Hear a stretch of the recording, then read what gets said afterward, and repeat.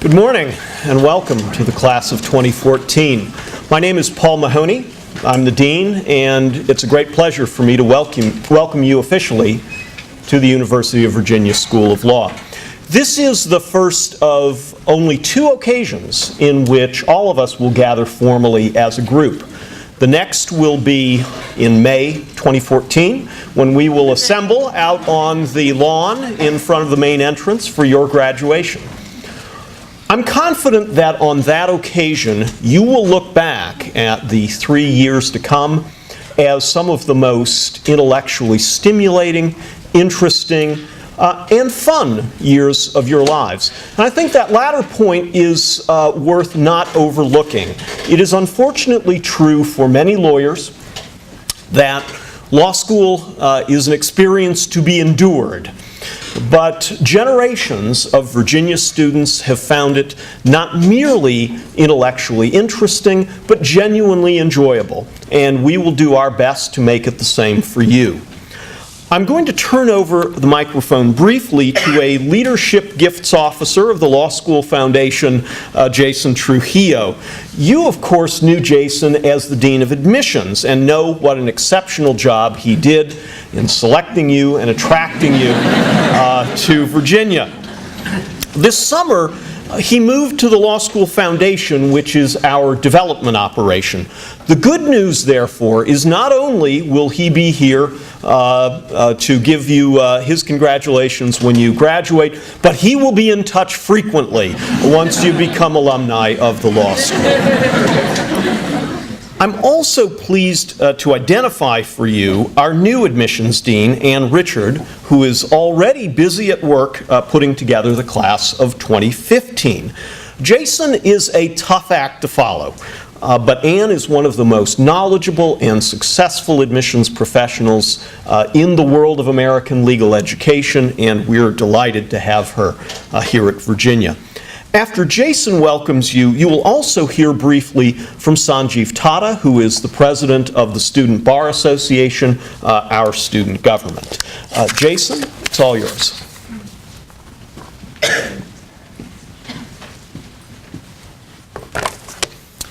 Thank you, Dean, and good morning, and welcome to the class of 2014. As the Dean said, my name is Jason Trujillo, and up until about 7 weeks ago, I had the honor of serving as the law school's Dean of Admission.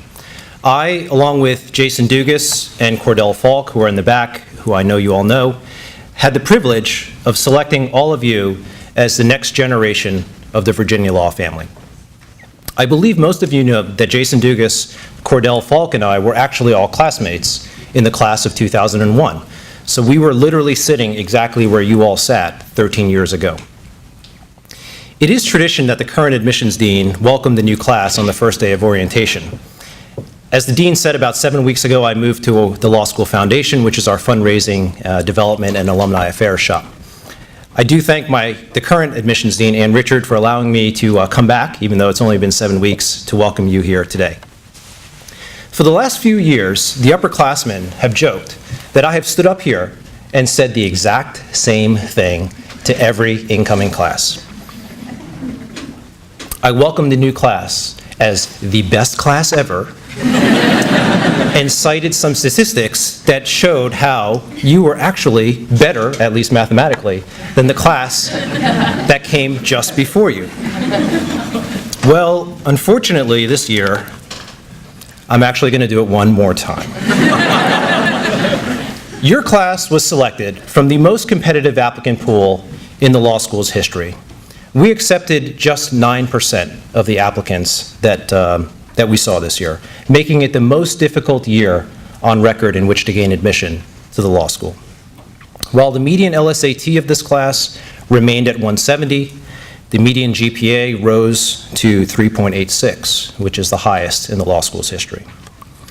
A larger percentage of you have come from the workforce, a larger percentage of you have graduate degrees, and indeed 6 of you have PhDs. So despite the fact that the 2 L's and the 3 L's will dispute this, in my opinion, and the facts support, that the class of 2014 is the best class ever. At this point in my welcome address, I normally highlight some of the great and wonderful things individual members of your class have already done. I am not going to do that today. You've all excelled at whatever you did right before you got here, or else we wouldn't have selected you to sit in these seats. Today, instead of looking backwards at what you have already accomplished, I'd like to look forward at what you will accomplish. How do we know what you will accomplish? We might look at our current alumni as a guide to predict what you will be capable of. If we do use our current alumni as a guide of what you can accomplish, one of you sitting here today will be the general counsel of Netflix, who will sometimes do battle with another of you who is here today, who is the president of Comcast Cable. One of you will be the general counsel for a Republican nominee for president. At the same time, another of you is the general counsel for the Democratic nominee. One of you may be the director of the FBI, keeping our country safe, alongside with another of you who's the secretary of the Department of Homeland Security. Some of you will be U.S. senators grilling both the director of the FBI and the secretary of Homeland Security. Some of you will be college presidents, successful venture capitalists, entrepreneurs, money managers. Some of you will lead nonprofits and public interest agencies. And as far-fetched as this seems, some of you, a fraction, may actually engage in the day-to-day practice of law and end up as managing partners of major law firms. 4 of you will be members of the Forbes 400 richest people in America. And if you do, you and I will definitely cross paths. I did say, after all, I do fundraising now. All of these examples are examples I took from current Virginia alumni. Look at what they have done, and they were not even from the best class ever. So in conclusion, let me welcome you here today, not as brand new Virginia law students who have already done great things in the past. Let me instead welcome you as future Virginia law alumni who are destined to do even greater things in the future. Thank you.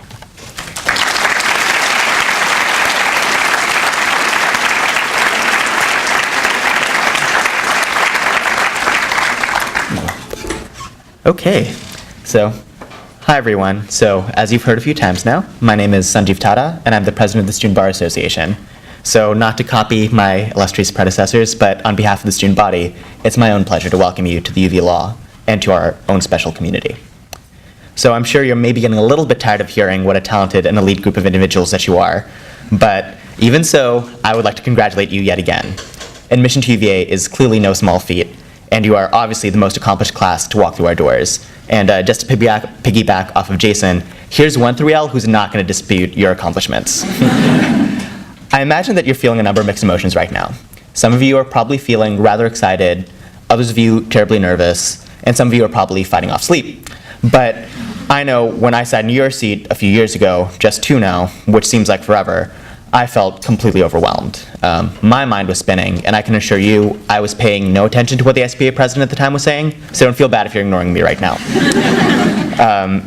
Now, half of my worry came from the realization that I was about to begin law school, and honestly, I remember it was during this presentation that it suddenly hit me that within 2 days, I was going to begin law school classes and would begin the path to become a lawyer. The other half came from the fact that I was probably suffering from heat stroke. I was wearing a sweater vest in August, and clearly I've learned a lot since then. But anyway, some of you may feel nervous, as I did 2 years ago. My advice is don't worry, don't let it get to you. Law school can honestly seem intimidating, but you are all obviously highly accomplished. And while learning how to think like a lawyer will be a novel process, and there's no disputing that, you all have a history of successfully tackling novel situations. You all know how to learn, and I urge you not to jettison your previous experiences. I mean it when I say, if you've come this far, there is absolutely nothing that law school can throw at you which you won't be able to handle, and you will all succeed. Additionally, you'll find that UVA law is an exceptional environment in which to learn how the law operates and how it interacts with society. And one of the distinguishing features of UVA law, and certainly an important feature for me, was the degree of support that you will find you will receive from the UVA law community. At any point, feel free to reach out to the faculty or to your peer advisors, or to the administration or to the Student Bar Association, if you're ever in need of help or guidance. All of us are here to ensure that you have a comfortable, enjoyable, and educational experience throughout law school, which I can safely say mine has been. And indeed, you'll find that UVA truly has something for everyone. Whether you're interested in corporate work or constitutional litigation, international law or sports law, your interests will be able to flourish at UVA. The faculty and the students are often scholars in the full sense of the term, and regardless of whether you're eager for the highly academic or the highly practical, you'll be able to find the courses, experiences, and opportunities that interest you. But finally, let me urge you to enjoy the whole UVA experience in its most holistic sense. Don't just get to know the inside of the library, and don't just limit your academic experiences to the classroom. Make the time to play softball with your section, or join one of our many student groups. Maybe the SBA, huh? No? Take an independent study with one of our many faculty, or at least drop by a professor's office just to chat. But most of all, take the time to get to know your fellow students. The bonds you forge during law school will sustain you in this profession for many years. As Jason has mentioned, our graduates are among the top in every layer, and these are the bonds which will help you as you go on. Your friends of today will, more often than not, become your colleagues of tomorrow. So in many ways, today is the day that your career starts, and I urge you to make the most of it. So one last time, congratulations, thank you for enduring me, and I look forward to meeting all of you.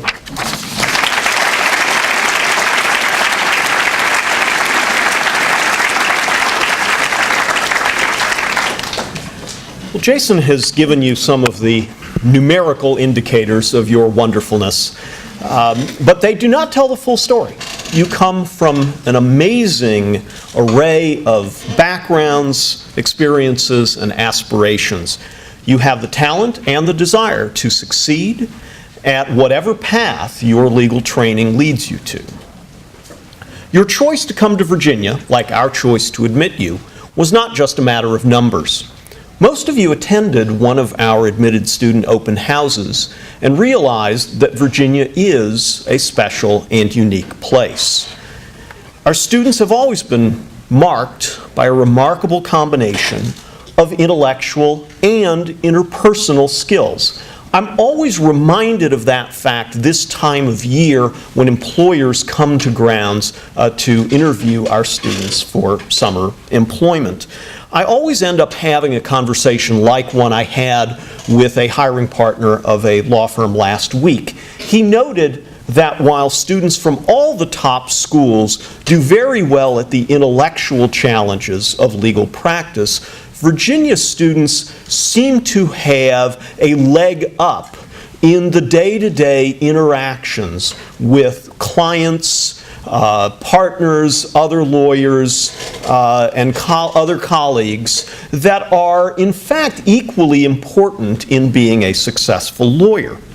Those are skills that our students develop and hone as they engage with their peers and professors in this remarkably collegial community. I urge you, as you embark on this academic challenge, not to ignore or forget the other things that are important to you: your family and friends, your pastimes, your extracurricular activities. Get involved in a few of the many activities and events that your fellow students organize. Your membership in this community will last a lifetime. There's perhaps no greater measure of the affection our alumni feel for the law school than their eagerness to help you succeed. Our graduates invest their time in the law school as adjunct instructors, moot court judges, and guest speakers. They also provide unmatched generosity to defray the cost of your education. Although we are a public law school, we do not receive public funds. Our budget comes from the tuition you pay and the gifts that our alumni make to the law school. Last year, 8,706 of our roughly 16,000 living alumni sent us a check. Not one of our peer law schools can boast of a giving rate that high. It reflects one simple and enduring fact. Our graduates enjoy their experience here. Many of them remember it as 3 of the most enjoyable years of their lives. And they want you to have the same experience, so much so that they gladly finance approximately 1/4 the cost of your legal education. My primary function today is to introduce our speaker, Deborah Majoras, but I'd also like to share with you a few brief observations about the experience ahead of you. That experience will be transformative. Indeed, the way that you analyze information will undergo such a remarkable shift that in a few short months, you will find it hard to recreate the way you used to think before you came to law school. You have come here to study the law. What does that mean? A simple meaning of the term law is a rule, like the rules of a game. Okay, here's a legal rule. Section 274H2B of the Internal Revenue Code states that no business expense deduction shall be allowed for expenses allocable to a convention, seminar, or other meeting held on a cruise ship, unless, among other things, quote, all ports of call of such cruise ship are located in the United States or in possessions of the United States, close quote. So if you were already starting to plan your post-bar exam cruise to Bali and wondered if you could deduct that as a business expense, there's your answer. And to the lay person, which until about 15 minutes ago included you, that's what law is all about. It's a rule book, and the purpose of studying law is to learn the rules. Indeed, Napoleon famously aspired to write down all of the rules that would be necessary to resolve any legal dispute so that one merely had to turn to the correct page to find the rule that governed any particular situation. He failed in this task, as he did in a few of his other projects. And in fact, you will discover that most of the legal questions you encounter in law school and then in your career fall into the gaps that no rule covers explicitly. There, the rules that do exist are used as premises, analogies, or examples. They are tools that the lawyer uses to construct an argument that will persuade the listener as to the correct answer to the present question. One of a lawyer's primary tasks, then, is to persuade. And the great skill that lawyers possess that facilitates persuasion is the ability to reason with clarity, consistency, and precision. We call that skill thinking like a lawyer, and acquiring it will be the primary task of the first year of law school.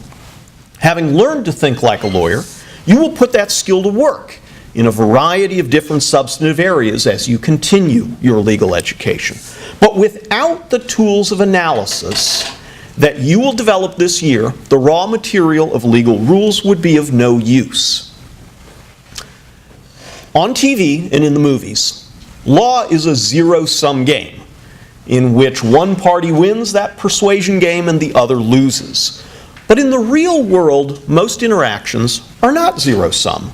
And persuasion is often not a matter of overwhelming the other party with the brilliance of your analysis, but of understanding the other party's objectives and figuring out how they can be achieved while your client's objectives are simultaneously achieved. A great lawyer is a problem solver as well as a persuader. Our speaker today, Deborah Platt Majoras, is a great lawyer. You may have noticed that she was kind enough to answer some questions for a profile on our webpage, which I think you will find worth reading. As I read it, I was struck by how her career really has been all about problem solving. Whether in government service, in a law firm, or as an in-house counsel, her role has been to see and communicate the constraints and opportunities that law creates for her organization or client. Deborah graduated from the law school in 1989. After a judicial clerkship, she joined the Jones Day law firm, becoming a partner with a practice focused on antitrust and technology issues, and being named one of the 100 most powerful women in Washington by Washington Magazine. In 2001, she was appointed a Deputy Assistant Attorney General in the Antitrust Division of the Justice Department, where she served until 2004, when President Bush appointed her chair of the Federal Trade Commission. Given her background in antitrust, she was the perfect person to lead the FTC during a time when the balance between competition and intellectual property protection was a front-burner issue. She took a leadership role in another emerging issue by serving on the President's Identity Fraud Task Force. In June 2008, she became General Counsel of the Procter Gamble Company and now serves as its Chief Legal Officer and Secretary. As a member of P&G's top management team, she has broad strategic responsibilities while overseeing the work of nearly 600 lawyers around the world. Deborah's career is an inspiration, and we're privileged to be able to hear from her today. Please join me in welcoming Deborah Platt Majoras.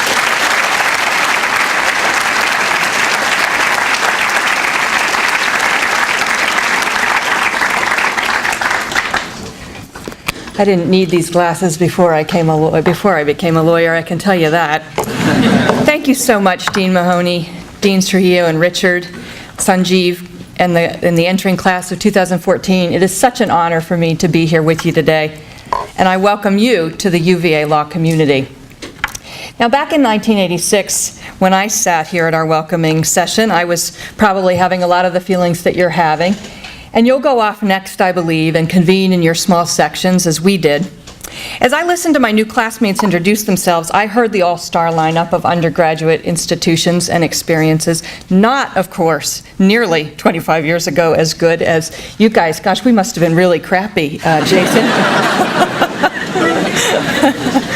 So when it was my turn, I nervously stated that I was from Meadville, Pennsylvania, and that I had gone to Westminster College, this little liberal arts school. And in my paranoid mind, my new classmates were all looking at me like, where? Of course they weren't. But this validated my growing sense of misplacement. So after I left that meeting, went back to my room, I called my parents and I said, there's been a mistake. I can't do it. I don't belong here. I won't make it.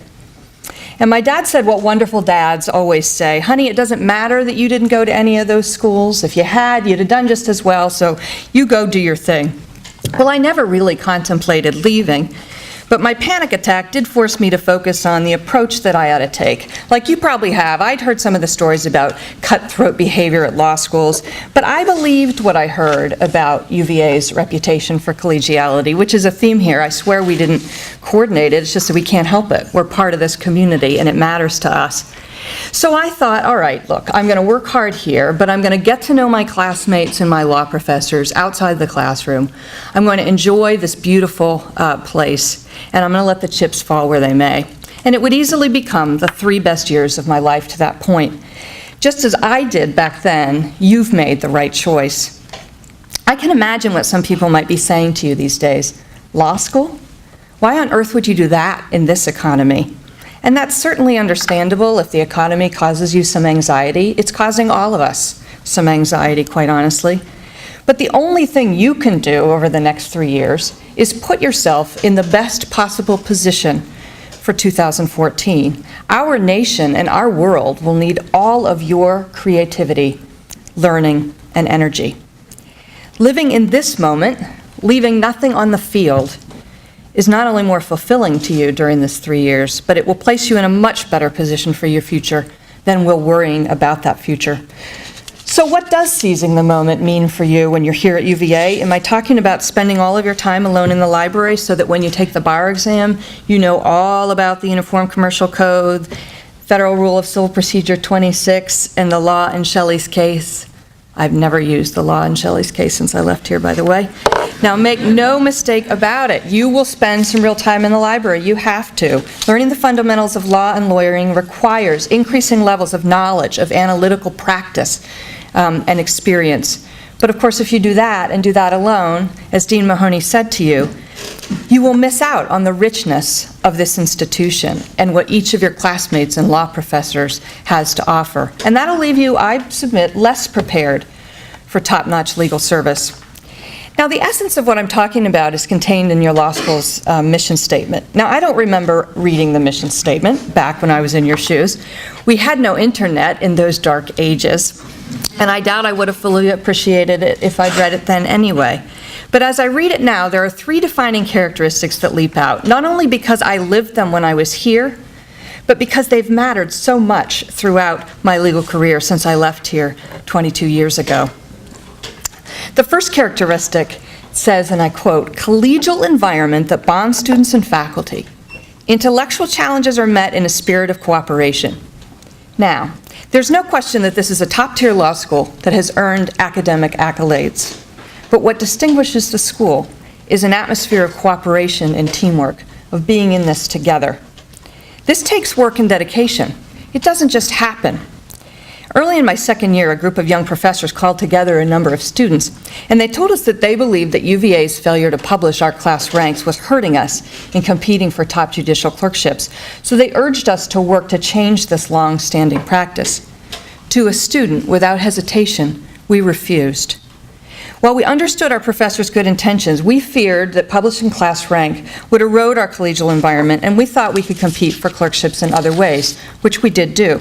And it wasn't that we lacked individual drive and motivation, those things are important too, but we were just figuring out that we were actually better when we worked as a team, and we didn't want to risk creating an atmosphere that would promote driving hard alone with your elbows poked out to the sides.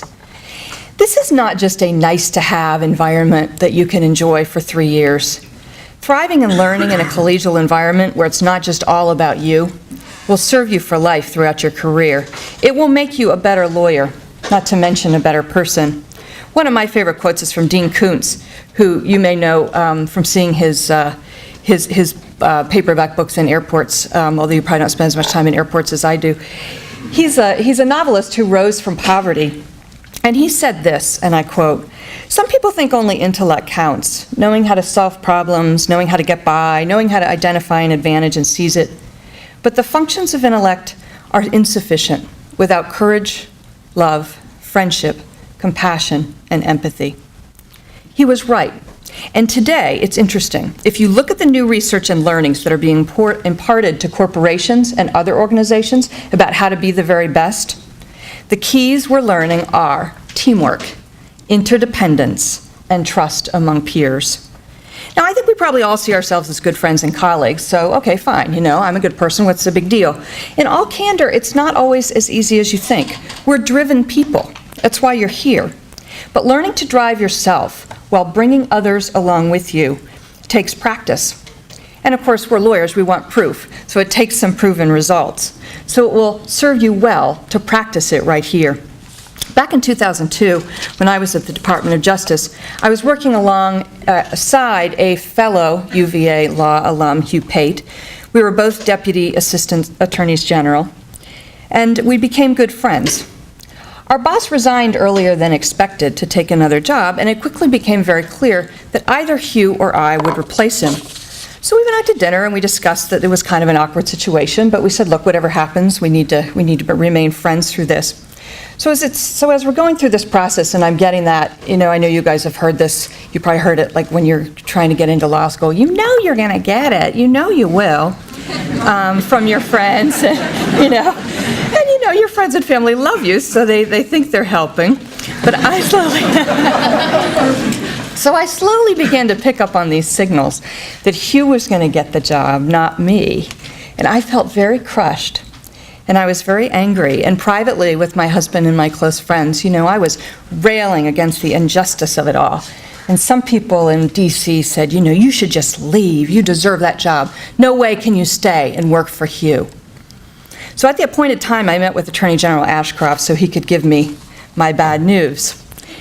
And when he told me that Hugh had been chosen, he asked me if I would stay. I opened my mouth to speak, and honestly, even I was a little bit surprised at the words that came out. I told him that while I was disappointed, I believed he'd made an excellent choice, because Hugh is a superb lawyer and a great American. I told him I would stay because I loved serving at the Department of Justice and because I believed I still had more to give. All right, now, I admit it, I left his office and I was bawling my eyes out. Okay, I'm human, but the point is that staying was the right choice, and the year that I spent then working as Hugh's deputy was one of the best in my career. We had so much fun together, we did great work, and developed an even stronger bond of friendship. So a few years ago, when I was trying to decide whether to take the job at P&G, Hugh was right there with me. And then a couple years after that, he was deciding whether to take a general counsel job at Chevron. And I was right there with him, and we're still very good friends supporting each other.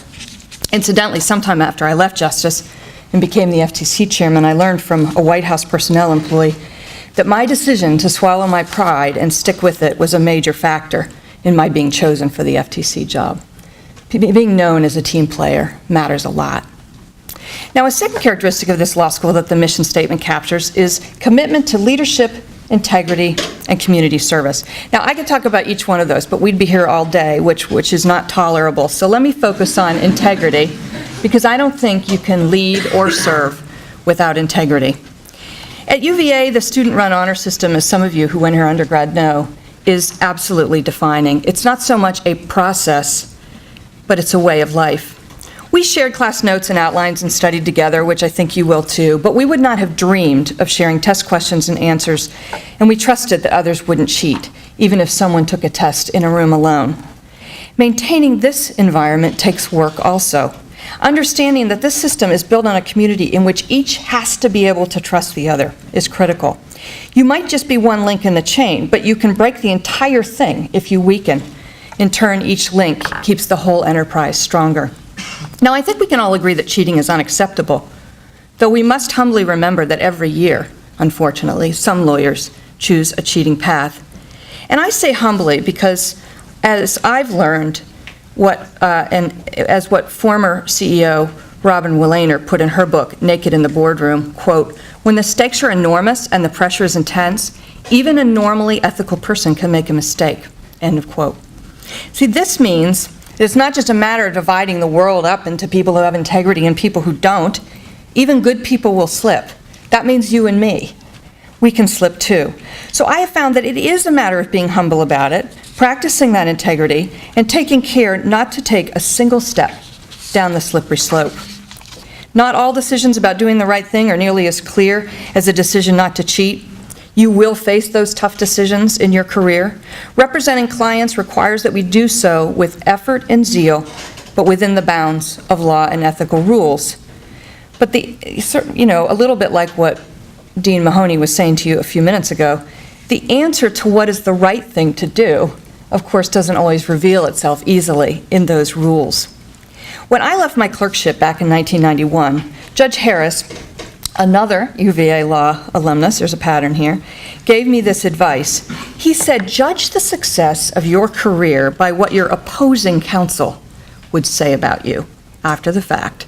And that was a very powerful message that I've tried to live by. And it certainly came in handy when I went into the government and now was working side by side with some of the lawyers when previously we'd been across the table from each other. I think they were glad too, because now I was their boss. In approaching tough decisions, I found it very helpful to observe how great leaders make decisions. When I was an associate at my law firm many years ago, I recall one instance in which a client was arguing with me over whether we needed to produce a particular document to the DOJ, and I believed that we needed to. I sat nervously as she angrily made me dial up the senior partner so that she could tell him how unreasonable I was being. I didn't know what he would say.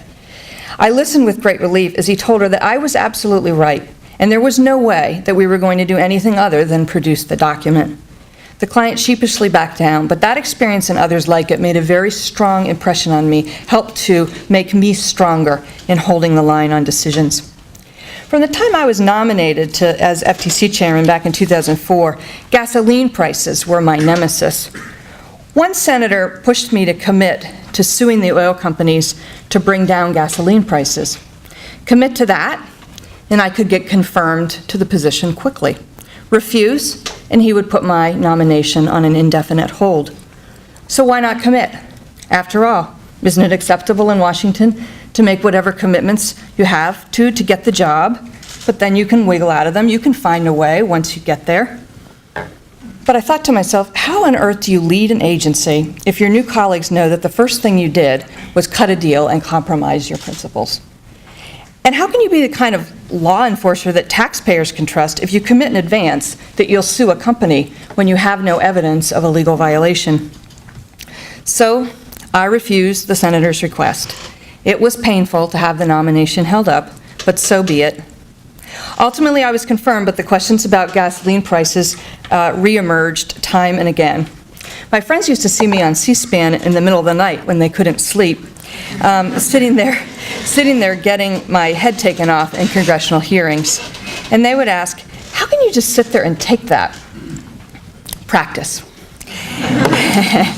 And the knowledge that it is better to endure a couple of hours of uncomfortable questioning than live with knowing that I'd sold out consumers for my own comfort and convenience. And finally, our mission statement speaks of producing, quote, highly skilled lawyers with a healthy combination of legal acuity and personal balance, end quote. I remember sitting in a class early in my first year when about 10 minutes in, the door opened and in walked 30 sweaty softball players, caps still on, gloves in hand. And I thought, uh-oh. But our professor just stopped class and patiently waited for them to get seated. I thought, wow, we really do take softball seriously here at UVA. I always had thought of my non-academic activities simply as fun and important to have on my resume.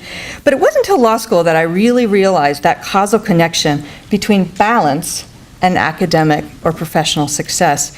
If you're like most of us, maintaining balance in your life will be your greatest challenge. I don't give up easily, but I've been forced to admit that perfect balance is probably not possible. Reasonable balance is, though, but there again, it takes practice. By choosing law, you're entering the sweat equity business, and the competing tugs that lawyers most feel, as you probably know, are spending time at work and spending time with family. Law firms get the bad rap for this, but I can assure you that this tension is not unique to law firms. When I've managed to achieve personal balance, I think it's been for two reasons. First, I've had better balance when I stopped thinking of the whole thing as a zero-sum game, like be a good lawyer or be a good family member. And I remember that each role in my life actually makes me better in the other roles. I'm a better lawyer for P&G because of the time I spend away from P&G. Time with my husband, family, and friends clears my crowded head, relieves my stress, and inspires me to get back to work and do better. Plus, the stress of my poor golf game reminds me that it's good that I have a day job. And I'm a better spouse, family member, and friend because of the time I spend at work. My work is fulfilling and energizing, and I feel good about the contributions I make, which I think makes me easier to live with. Second, I've kept better balance when I've worked with a sense of purpose. There likely will be times here in law school and in practicing law when you feel like it's just a grind and you struggle to find meaning in it. You can deal with those periods, I think, if you keep a sense of purpose or an overarching goal. And it can come from the very job you're doing, whatever client you're representing. And as you can see, I've represented different clients at different times. It's all been very fulfilling. It may come from your family and your desire to support them, for them to be proud of you. It may come from a professional or personal goal you set for yourself. These tough economic times are rough on the psyche of a business, even one like P&G, that began 174 years ago making soap and candles. Our CEO, Bob McDonald, has called on all of us at the company to focus on our purpose, which is to touch and improve more consumers' lives in more parts of the world more completely. And that simple directive has people across the company completely jazzed and working even harder in this difficult environment. And you might ask me, come on, can you really find purpose in making Tide and Pampers? Well, you parents out there, you know Pampers matters. But consider this. To stay as close to consumers and their needs as we can, we're constantly out talking to them, spending time with them in their homes all around the world, talking to them about what might help them. And one thing we've learned is that around the world, no matter how tough the circumstances, women, and yes, in most of the world, women do the laundry, women take pride in sending their kids to school and their husbands to work and clean clothes. It's very important to them and their sense of pride and their contribution to their family. And if we can help them do that, whether it's in a rural village or a major city, that's very important to us. Or take feminine care products. You may not know this, but there are girls around the world who don't have these products, so they miss school for a week at a time every month, and then they fall so far behind they end up dropping out. So here they are living in circumstances that are tough enough, and now they can't even be educated. So we've developed programs to get these products to them, which keeps them in school and gives them a better chance. There are many more examples of this, not only at P&G, but in companies around the world. We are a for-profit company, but we can improve people's lives and still make profits for our shareholders. Well, the last thing I will tell you as you're looking for purpose is you can always fall back on this. Consider yourselves to be stewards for the rule of law. And there's a story I like to tell my lawyers around the world. Some years ago, when my former colleague, FTC Commissioner William Kovacic, was attending a lecture in Kiev on law reform, the speaker, an American businessman, contended that the legal profession was, quote, a blight on the American economy. He quoted Shakespeare's King Henry VI in suggesting a solution, which you've all heard. The first thing we do, let's kill all the lawyers, expecting the big laugh. No one laughed. Instead, a young Ukrainian lawyer stood up, and after explaining how the American had taken the Shakespeare line out of context, said this, and I quote, "In this century, the Soviet Union did what Shakespeare's Dick the Butcher wanted. We killed many lawyers. We killed laws that dispersed power. We destroyed people with independent ideas. We elevated tyrants. Why do Americans ridicule institutions that have helped protect freedom and create economic prosperity?" So maybe you can take that one with you. I welcome you to the practice of law. I know I speak for all 16,000 of my fellow alums when I tell you you've come from the right place and you belong here. And I should tell you that your class is already very special to me. I know you will enjoy getting to know your new classmate and my stepdaughter, Shannon Majoras, who, if she doesn't change her name after my speech, you can get to her. I wish you all the best, and I look forward to hearing about your lives and your contributions in the years to come. But for now, please just enjoy the moment. Thank you very much.